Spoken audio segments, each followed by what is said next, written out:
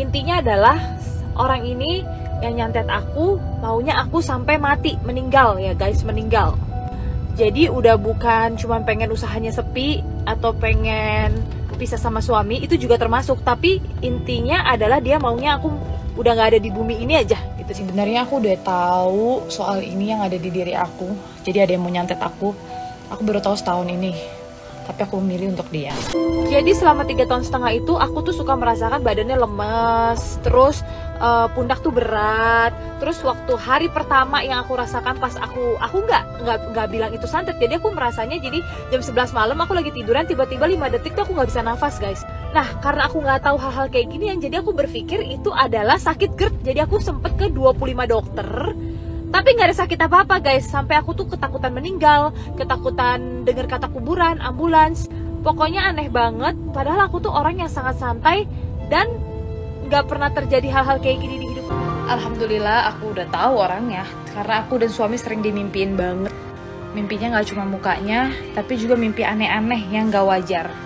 Kenapa setiap aku ada masalah dengan siapapun itu tuh yang aku harus tegaskan. Berarti kan dia psikopat. Setiap aku punya masalah sama siapapun, dia pasti akan komen atau dia akan nimbrung untuk membahas aku. Pas kemarin masalah yang katanya produk aku nggak BPOM padahal sudah BPOM semua, itu dia ikut-ikutan loh guys. Padahal dia jualan produk nggak ada yang BPOM, masih ada yang nggak ada BPOM 2. Kalian boleh cek deh. Jadi itu kenapa? Pasti karena penyakit hati dan sudah psikopat kan guys. Sampai mau membunuh orang dengan cara santet. Dan lebih teganya lagi, perempuan ini gak sendirian guys. Dia dibantu oleh ibu dan adiknya tanpa sepengetahuan suaminya. Ingat ya, suaminya gak tahu apa-apa. Nih sekali lagi, suaminya tuh gak tahu apa-apa loh. Dan lebih sadisnya lagi, aku mau ngasih tahu kalian ya, sampai detik ini pun perempuan itu dan ibunya dan adiknya masih ngirimin video terus ke aku. Terus kalau misalnya kalian tanya kenapa perempuan ini bisa sesadis ini, kalau menurut aku orang yang udah rela melakukan hal di luar nalar begini dan di zaman modern ini, berarti dia sudah psikopat. Dan perempuan ini itu selalu bilang kalau dia sudah memaafkan aku, padahal pada saat itu pun masalah itu dia yang mulai duluan loh. Dan selalu merasa terzolimi, dijahati katanya. Ternyata dia main belakang dengan ilmu-ilmu hitam ini. Berarti dia memang pemain ilmu hitam sudah dari zaman dulu. Logikanya kalau dia sampai tega untuk mau matiin orang, berarti bukan aku doang dong yang sudah diginiin sama dia. Video tadi adalah pernyataan beliau Stefy sendiri melalui akun Instagramnya sebelum beliau meninggal dunia pemirsa. Kalau kita cermati dari video tersebut, bahwa Stefy itu punya permasalahan dengan seseorang. Entah itu siapa tidak diketahui secara pasti karena beliau tidak menyebutkannya. Selama kurang lebih 3,5 tahun Stefy merasakan sakit yang tidak wajar. Dan setelah di ronsen, ternyata ada 2 buah benda asing di tubuh Stefy tersebut.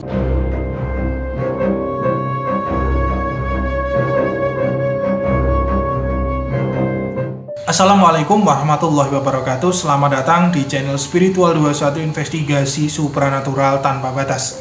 Pada kesempatan kali ini saya tidak akan membahas tentang siapa yang mengirim santet kepada Stefy tersebut, tetapi tentang pembahasan bagaimana santet itu bekerja dan cara mencegah atau perlindungan diri dari santet tersebut. Apa itu santet? Sebenarnya saya telah membahas perihal santet ini di video yang telah lalu pemirsa.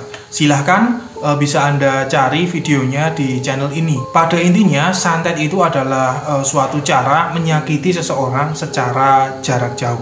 Hal ini dilakukan karena beberapa alasan. Di antara alasan beberapa orang melakukan santet yaitu yang pertama, dendam kepada seseorang karena dulu pernah disakiti hatinya. Kemudian yang kedua adalah karena persaingan bisnis yang memang bisnis tersebut cukup besar.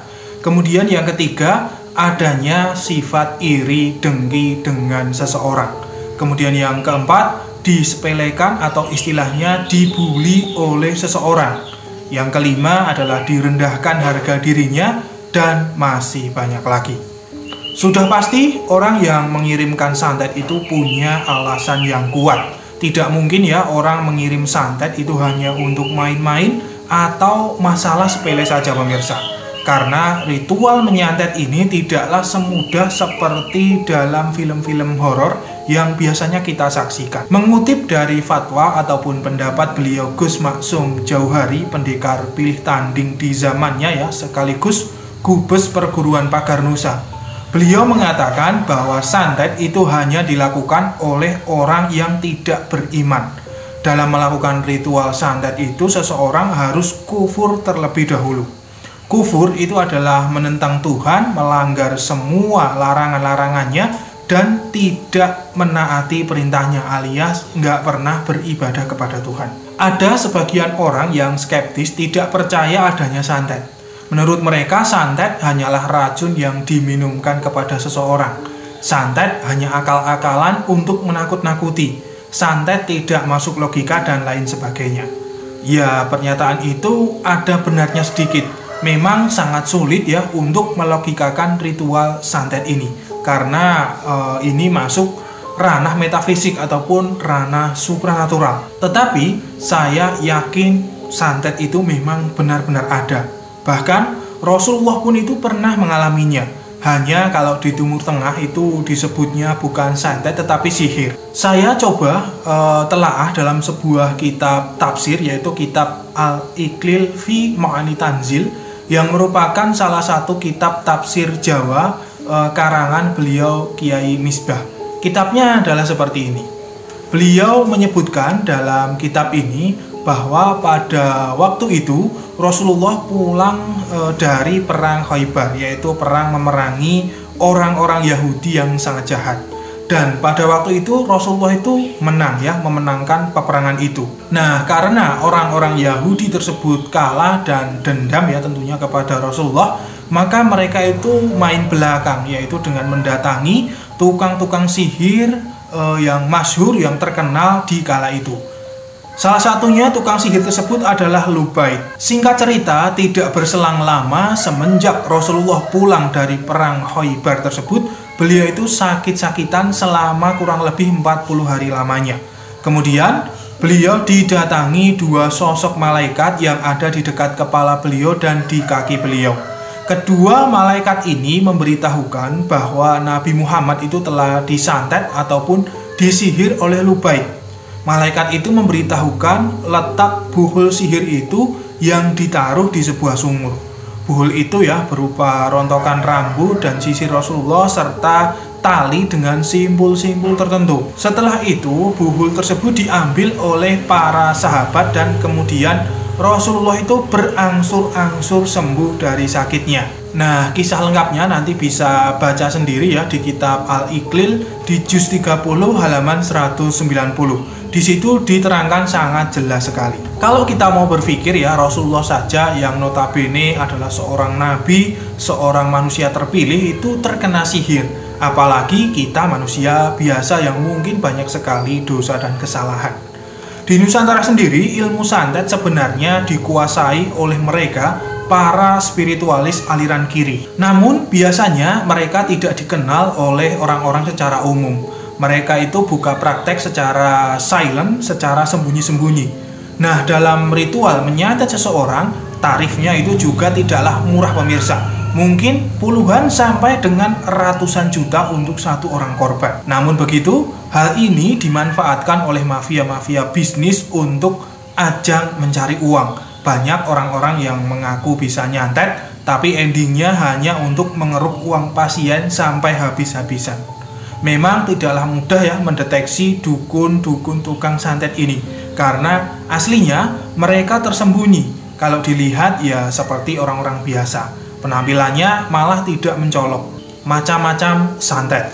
Nah, santet ini ada beberapa macam jenis. Jenis yang pertama, santet dengan buhul, yaitu seperti yang dilakukan oleh Lubaid dengan menanam buhul di suatu tempat sehingga seseorang itu menjadi sakit seperti beliau Nabi Muhammad.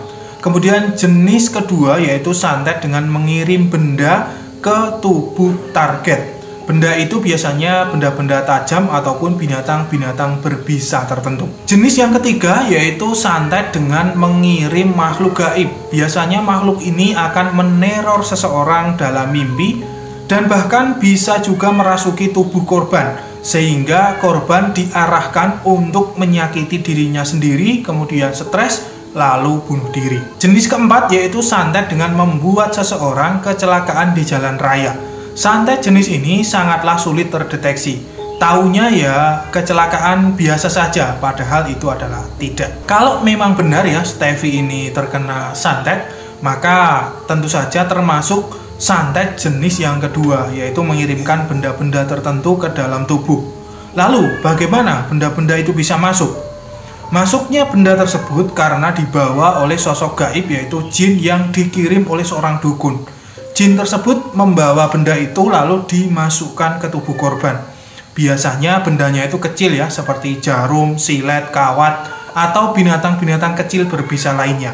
Bukan benda-benda yang besar seperti palu, pedang, atau ayam, atau ular yang besar dan lain sebagainya. Karena dalam mengangkat benda-benda yang besar, para jin itu juga butuh tenaga ekstra. Bahkan mengangkat satu benda itu butuh beratus-ratus ataupun beribu-ribu jin. Dan itu sulit sekali dilakukan oleh sosok jin yang memang kekuatannya rendah. Jin yang bertugas membawa benda-benda itu juga tidaklah gratis. Ada harga yang harus dibayar oleh si dukun tersebut. Mulai dari sesajen yang lengkap, perjanjian keilmuan dengan sosok jin tersebut, sampai dengan penyembahan kepada sosok itu. Nanti kalau sudah waktunya ya, sang dukun tersebut itu akan menjadi budak dari sosok jin yang diperintahnya. Secara kalau kita bandingkan ya, jin itu umurnya panjang sampai ribuan tahun, sedangkan manusia usianya itu rata-rata tidak sampai 100 tahun. Cara menangkal santet. Untuk menangkal santet itu ada yang menanam tanaman-tanaman tertentu ya, seperti tebu bulung, kemudian bambu kuning atau bambu gading, tanaman bidara. Terus kemudian ada juga yang memelihara hewan seperti burung, ayam maupun kucing atau anjing. Kemudian ada juga yang membuat kolam ikan di depan rumah. Kalau penangkal secara keilmuan, saya sendiri punya tips dari beliau Gus Maksum. Tips dari beliau yaitu yang pertama, jangan berjiwa lemah, yaitu pesimis. Selalu berpikirlah optimis. Kemudian yang kedua, membaca surat Al-Falaq, surat An-Nas, masing-masing itu 1 kali. Kemudian ditambah surat Al-Ikhlas sebanyak 3 kali. Bacaan itu diistiqomahkan dibaca sebelum sholat fardu ya, sebelum melafalkan niat sholat. Pada dasarnya santet itu ada sebabnya, seperti yang sudah saya jelaskan di depan. Yang paling utama penangkal santet itu sebenarnya adalah kita jangan mencari musuh, selalu berbuat baik kepada semua orang, selalu tawadhu, jangan menyombongkan diri. Kepada para pelaku santet, cepat atau lambat pasti akan memperoleh karma dari perbuatannya tersebut. Wa may ya'mal misqala dzarratin syarran yarah. Barang siapa mengerjakan kejahatan sebesar dzarrah pun, niscaya dia akan melihat balasannya. Wallahu a'lam bishawab. Saya Pati Nur Alam undur diri. Subhanakallahumma wa bihamdika asyhadu an la ilaha illa anta astaghfiruka wa atubu ilaik. Alhamdulillahirabbil alamin. Wassalamualaikum warahmatullahi wabarakatuh. Salam spiritual.